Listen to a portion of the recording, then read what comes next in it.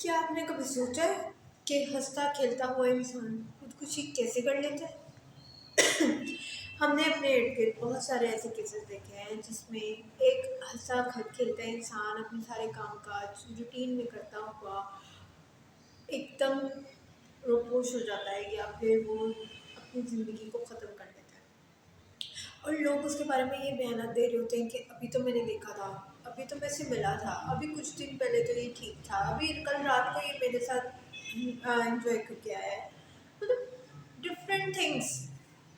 آپ کو سننے کو ملتی ہیں، لیکن آپ حیران ہوتے ہیں کہ اگر ایک انسان ڈپریشن کا شکار تھا تو وہ یہ سب چیزیں کیسے کر رہا تھا؟ اور یہ سوچنا بنتا بھی ہے کیونکہ ہماری جو انفارمیشن ہے یا ہم جس کو ڈپریشن سمجھتے ہیں، اس ڈپریشن کے مطابق تو انسان ان حالات میں نہ کچھ اپنے خیالات کا اظہار کر سکتا ہے، نہ اپنے معمولات زندگی کو پہلے کی طرح یا اس طرح سے لے کر چل سکتے ہیں، نہ وہ صحیح سے کھا رہا ہوتا ہے، نہ وہ صحیح سے پی رہا ہوتا ہے، نہ وہ کہیں آ رہا ہوتا ہے، نہ کہیں جا رہا ہوتا ہے، نہ ہی وہ صحیح سے سو رہا ہوتا ہے، نہ اس کے اپنے گھر والوں کے ساتھ اور اپنے دوستوں کے ساتھ معاملات ویسے چل رہے ہوتے ہیں جیسے کہ عام روٹین میں وہ ہوتے ہیں۔ تو بالکل یہ ممکن ہے کیونکہ اس طرح کے ڈپریشن کو کہا جاتا ہے ہائی فنکشننگ ڈپریشن۔ جی ہاں، اور اس کو دوسری زبان میں اسمائلنگ ڈپریشن بھی کہا جاتا ہے۔ اور آج کا جو ہمارا موضوع ہے وہ ہے اسمائلنگ ڈپریشن پہ۔ آپ نے ڈپریشن کی بہت ساری اقسام سنی ہوں گی: major depressive disorder, persistent depression, seasonal depression, postpartum depression, اور وہ بہت ساری ایسی اقسام ہیں جو کہ منظر عام میں نہیں ہیں لیکن وہ ایگزسٹ کرتی ہیں۔ جی ہاں، اور ان میں سے ایک قسم ہے اسمائلنگ ڈپریشن کی۔ جب ہم اپنے ڈی ایس ایم کو کھولتے ہیں یا ہم اس کو پڑھتے ہیں تو ہم یہ دیکھتے ہیں کہ جب تک وہ چیز ہماری سوشل لائف، پرسنل لائف، ہماری پروفیشنل لائف یا زندگی کے دوسرے معاملات کو خراب نہ کرے تب تک وہ چیز نارملی ڈیل کی جاتی ہے اور ہم اس کو ڈائگنوزس نہیں دیتے۔ لیکن کچھ چیزیں ایسی ہیں جو کہ ہمارے ڈی ایس ایم سے باہر نکل چکی ہیں، اور صرف اس وجہ سے وہ ڈی ایس ایم کا حصہ نہیں ہے کیونکہ وہ ہماری معمولاتی زندگی کو ڈسٹرب نہیں کر رہے۔ ان میں سے ہی ایک چیز ہے high functioning depression. High functioning depression کیا ہے؟ ایسا ڈپریشن جس میں انسان وہ سب کچھ کر رہا ہوتا ہے جو کہ دوسرے ڈپریشن میں کوئی بھی انسان کرتے ہیں، لیکن دوسرے ڈپریشن کے برعکس اس والے ڈپریشن میں انسان اپنے معمولات زندگی کو بالکل آپ کے لیے متاثر نہیں ہونے دیتا۔ وہ اپنے کام پہ بھی جائے گا، وہ کھائے گا پیے گا، نارمل اپنے جو بھی تعلقات ہیں ان کو بھی لے کر چلے گا، اپنے سارے کام کاج کرے گا۔ ایون یہ کہ ان معاملات میں اور اس سچویشن میں وہ انسان پہلے سے زیادہ ایکٹیو دیکھے گا، وہ آپ کو ورکہولک فیلنگ دے گا، لائک پہلے سے زیادہ وہ کام کر رہا ہوگا،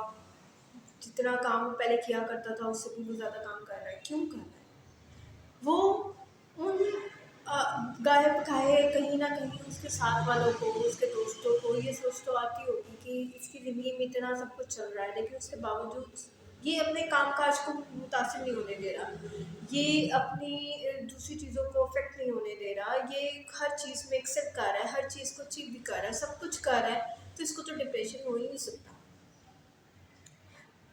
اور یہ چیز وہ ہے جو اس کو مس ڈائگنوز کرتی ہے، اور کہیں نہ کہیں اس انسان کے ذہن میں بھی یہ چیز ہوتی ہے کہ اگر میں اپنی ان ساری چیزوں کو ڈسٹرب کر دوں گا، بہت سارے معاملات ہو سکتے ہیں، ہو سکتا ہے کہ وہ اپنے گھر کا وہ واحد کفیل ہو سکتا ہے کہ وہ اپنے ایگزامس کو لے کر چل رہا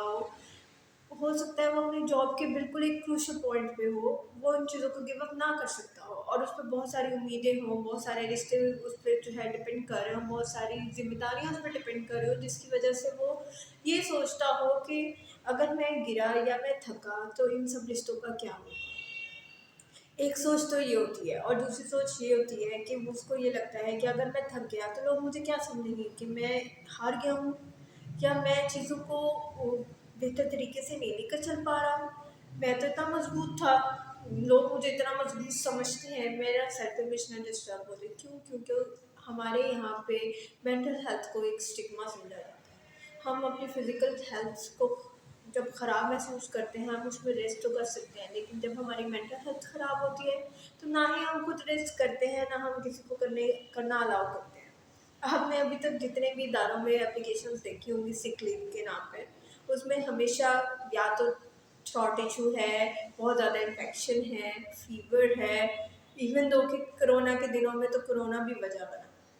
لیکن کیا آپ نے کبھی کوئی ایسی اپلیکیشن لکھتے یا پھر ایکسیپٹ ہوتے دیکھی ہے جس میں وجہ یہ لکھی ہو کہ I can't attend my duties اور my work due to my mental health issues? نہیں نا،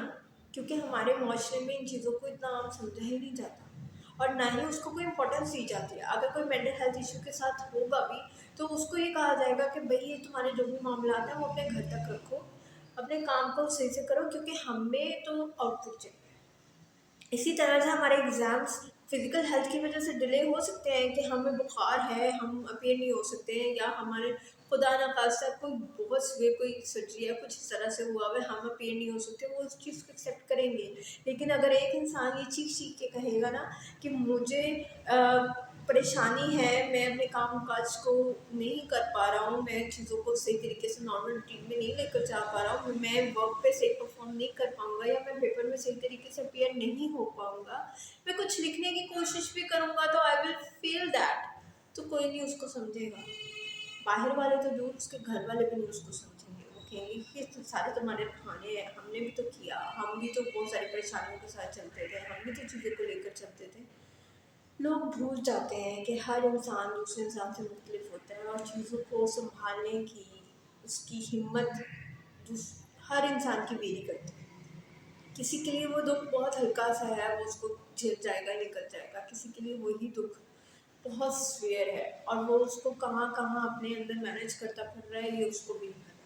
لیکن ایک وقت ایسا ضرور آئے گا کہ جب وہ تھکنے لگے گا۔